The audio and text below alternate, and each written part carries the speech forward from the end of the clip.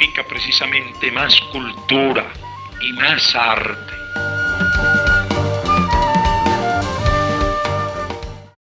Buenos días. La editorial Arte y Literatura tiene el placer de presentarles en este sábado el libro, en ese afán por promover lo mejor de la literatura universal, tanto pasada como contemporánea, el título Solo entre la multitud, del escritor chino Lao Ma. Para hablarnos un poco sobre el mismo, contamos con la presencia del profesor universitario y escritor Jesús David Curbelo, además que es amigo y colaborador de nuestra editorial. Curbelo, buenos días, gracias por estar con nosotros. No, gracias a ustedes. Una vez más me invitan a trabajar con una zona de la literatura que a mí me interesa particularmente, que es la literatura oriental, en cualquiera de sus manifestaciones, pero bueno, sobre todo la china me interesa especialmente. Pero hace unos sábados del libro atrás, cuando comentamos aquí mismo con Joel el libro, la antología de cuentos chinos contemporáneos, yo hablaba de la dificultad que entraña adentrarse en el universo de la literatura china por un conjunto de razones que van desde razones demográficas, o sea, los chinos obviamente son muchísimos habitantes, y de esos muchísimos habitantes hay un alto por ciento que se dedica a la literatura y que lo hace bien, y además una razón geográfica. O sea, China es una especie de subcontinente donde hay un idioma unificador, pudiéramos decir, pero al mismo tiempo hay diversas manifestaciones dialectales que, si bien no siempre llegan al texto definitivamente publicado, sí de algún modo permean ese texto. Igual eso trae aparejado un sinnúmero de variantes culturales, de tradiciones que, a pesar de ser semejantes de algún modo, no son idénticas ni mucho menos, y hace que haya profundas diferencias entre un escritor chino de Shanghai o de Hong Kong con uno de Beijing. Pongamos por caso. En el caso del autor que nos ocupa hoy, Lao Ma, que tiene este nombre de pluma, entre los chinos desde tiempos inmemoriales es bastante habitual que los autores tengan su nombre propio, de familia, de cuna, de leche también suelen decir ellos, y tengan el nombre de pluma, que es lo que todos en Occidente le llamamos un seudónimo. En el caso de este autor se llama en verdad Ma Yunji y nació en Renmin, o sea que es de origen manchú, que los manchúes tienen bastante diferencia con la etnia predominante en China. Sí, Curbelo, yo quisiera hacerte una pregunta antes de entrar específicamente en el tema que nos ocupa, que es el libro de Lao Ma, Solo entre la multitud. ¿Qué opinión te merece a ti la literatura china contemporánea? ¿Crees que es compleja? ¿Crees que esta literatura es de fácil acceso para los occidentales? A ver, es compleja. Bueno, la primera complejidad que tiene es el idioma.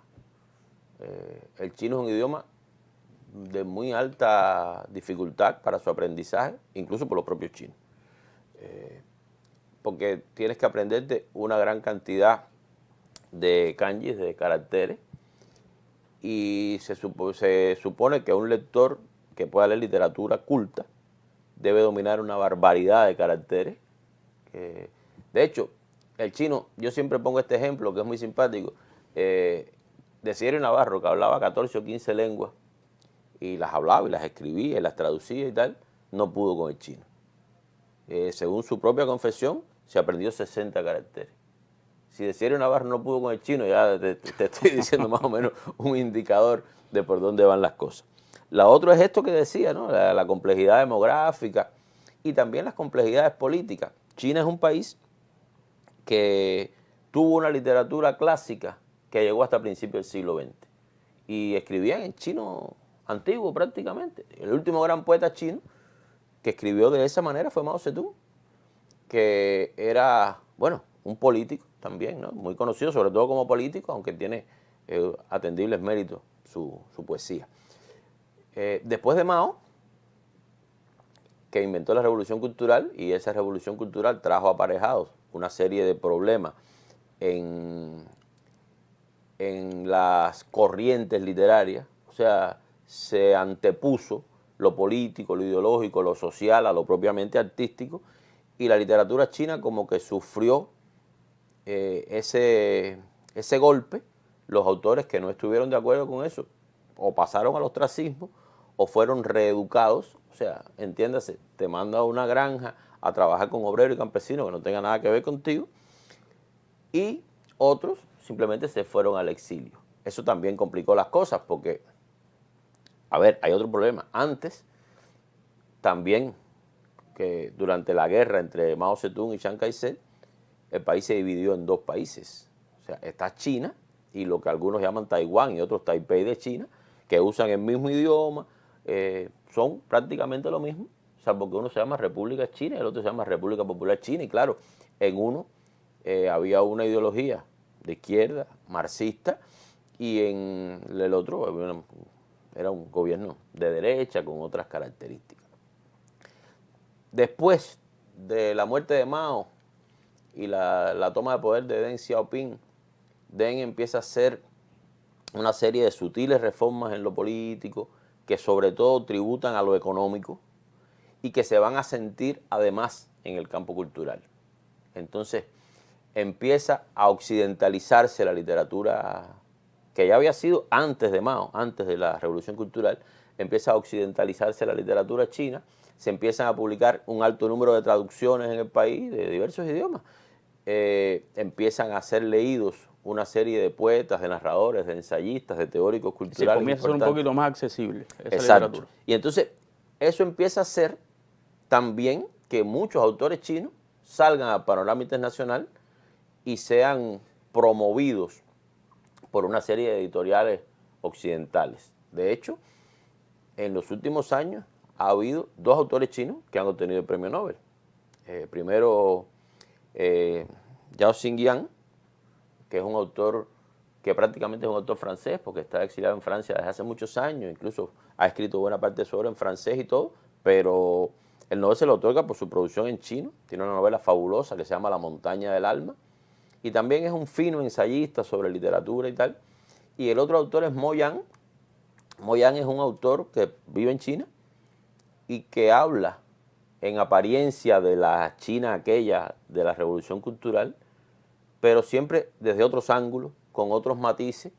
De hecho, Mo Yan puede que nos resulte familiar si te digo que es el autor, por ejemplo, de la novela en que se basa la película Sorgo Rojo y otras películas chinas, porque es un autor cuyas novelas han sido muy llevadas al cine por grandes directores del cine chino. Entonces, es muy compleja porque además todas esas reformas culturales y políticas metieron en China un problema que no lo había antes, que era el mercado del libro. Hoy, a partir de los años 90, el mercado del libro chino tiene características similares al mercado del libro norteamericano, al mercado del libro inglés, francés. O sea, hay autores profesionales que viven de sus derechos de autor. Hay una serie de asociaciones de escritores. Este mismo Lao Ma preside la Asociación de Escritores de Novelistas Chinos, que tienen todo el entramado que tienen los escritores occidentales en buen sentido, ¿no?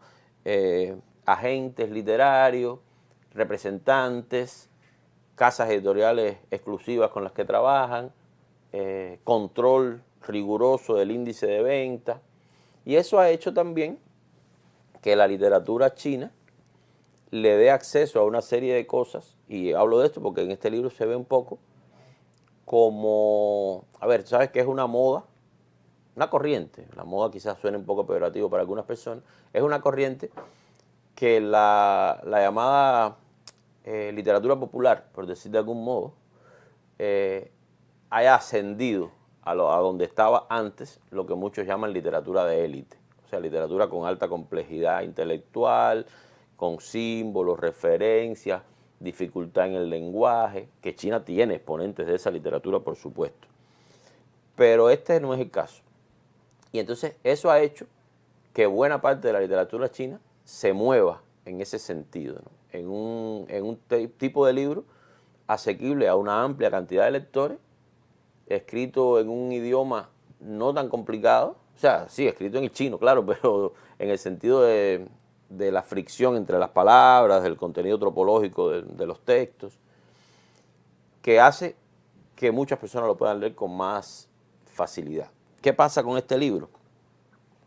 Que este es un libro sumamente crítico, que también es otra cosa que sucedió a partir de los 80 y sobre todo en los 90 y años subsiguientes, que fue que muchos escritores, desde diversos ángulos, empezaron a dialogar con el poder político e ideológico de una manera abierta, constructiva, promovido por el propio partido, por el propio poder. Y este libro se inserta en esa corriente crítica que no, en ningún momento tiene tonos acerbos, no tiene tonos de pasquín político, ni mucho menos, pero es un libro en el que todos sus cuentos, desde el humor, desde la ironía, desde una visión presuntamente ingenua de los personajes y los narradores, hace profundas críticas a determinados males que aquejan a la sociedad china, ya sea a causa de la revolución cultural, cosas que quedan todavía, vestigios, reminiscencias de ese proceso, o también a causa de una excesiva occidentalización y de ciertos males que obviamente han penetrado la sociedad china a partir de ese aparente proceso de capitalismo que hay en la sociedad china, en ciertos sectores de esa sociedad que tiene que ver con el mercado, con el poder del dinero, ese tipo de cosas. Sí, que ya sabemos que son muy corruptoras históricamente, desde Balzac ya nos enteramos de eso. Exactamente, y esa alusión a esos grandes males se hace en este libro, y vamos a ver ya específicamente en Solo entre la multitud, a través de la sencillez. Permíteme leerte la nota de Contrecubierta para darte un pie forzado, para que entonces hablemos un poquito más sobre el libro. Dice: cuando Lao Ma trata de involucrar a los lectores en el mapa descriptivo de los relatos que integran Solo entre la multitud, tal vez desea provocar en ellos uno de los efectos escriturales más sorprendentes, la sencillez, porque a través de sus textos habla de lo cotidiano, de lo aparentemente trivial, de lo aparentemente ligero mezclado con todos esos hechos absurdos de la realidad. Cada una de las historias contadas por él define a la sociedad china, como bien estaba diciendo Curbelo, en su entramado político, social, económico y hasta moral. Según el propio Lao Ma, son narraciones extrañas, tristes, perspicaces y humorísticas que no pertenecen únicamente al pueblo chino, sino que cualquier lector puede sentirse identificado con ellos. Claro, porque es que o sea, por ejemplo, hay cuentos que hablan de determinada corrupción en estratos políticos o determinada preponderancia de la academia china al intercambio cultural. O sea, eso pasa en todos los lugares. O sea, esas relaciones clientelares que crean los académicos de países distintos o del propio país, para te invito a este congreso y tú me lo pagas con una publicación en esta revista, o las pequeñas prebendas que puedo, en el caso de la política, ¿no? Las pequeñas prebendas que puede obtener un pariente de un personaje que tenga un cargo en un estamento político intermedio, pero que se beneficia de esas prebendas y se convierte en un personaje importante en la sociedad. Eso pasa en cualquier país, eso es perfectamente potable.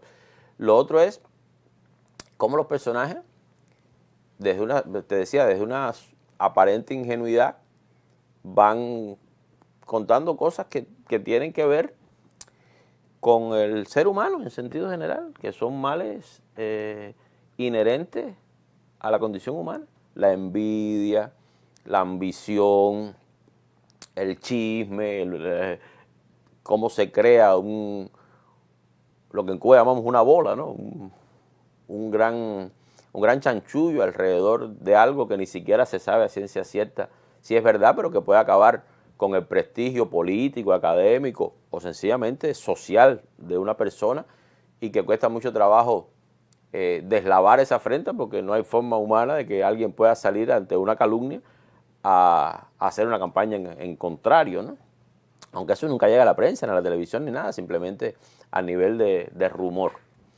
Todo ese tipo de conductas están contadas en este libro y a veces efectivamente parecen situaciones triviales, pero en realidad en el fondo te están dando sin moralina, que es lo mejor que tiene, porque ya sabemos, a mí al menos la literatura que tiene moraleja no me gusta mucho, o que es muy, todas la tienen, ¿no? Pero la que es muy visible, la moraleja, que te está diciendo, mira, esto pasa por esto, a mí me resulta fallida artísticamente. Y en este caso, creo que el autor utiliza estos resortes para atrapar un conjunto amplio de lectores y poder dialogar con ellos, incluso fuera de China. Es lo que efectivamente coincido con lo que dice la nota de Contracubierta.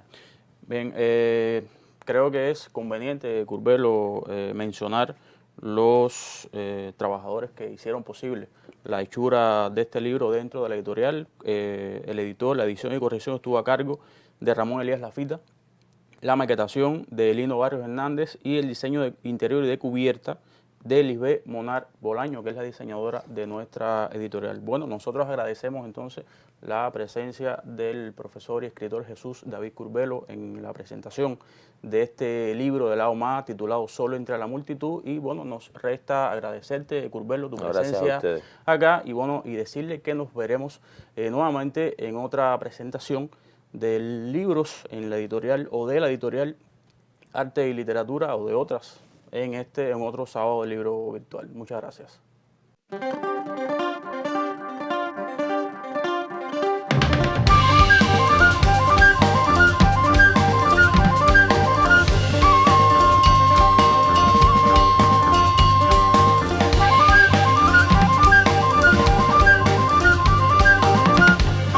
Porque la revolución significa precisamente más cultura y más arte.